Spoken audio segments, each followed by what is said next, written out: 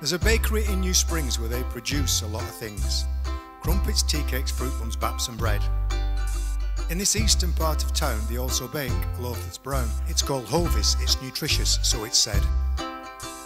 Hovis, Hovis, bestest bread that bakers ever bake.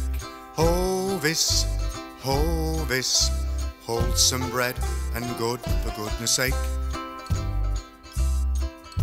It was in 1886 when Richard Stoney Smith joined with Thomas Fitton in Macclesfield to produce a loaf which in wheat germ was so rich, and in 1890 this ballroom was revealed. Hovis, Hovis, bestest bread that bakers ever bake. Hovis, Hovis, wholesome bread and good for goodness sake. A student named Grimes lived in London at that time and won a competition that they ran to try to find a name for the product, and up came Hovis, hominis vis, the strength of man. Hovis, Hovis, bestest bread that bakers ever bake.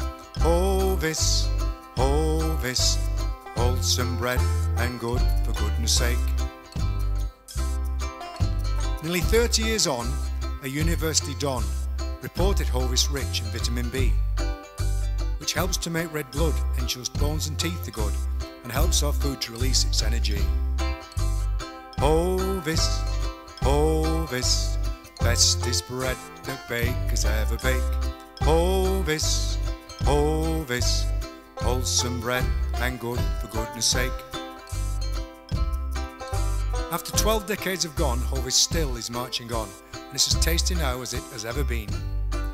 Just with butter it's a dream, when it's toasted it's supreme, and in 100 years will still be on the scene.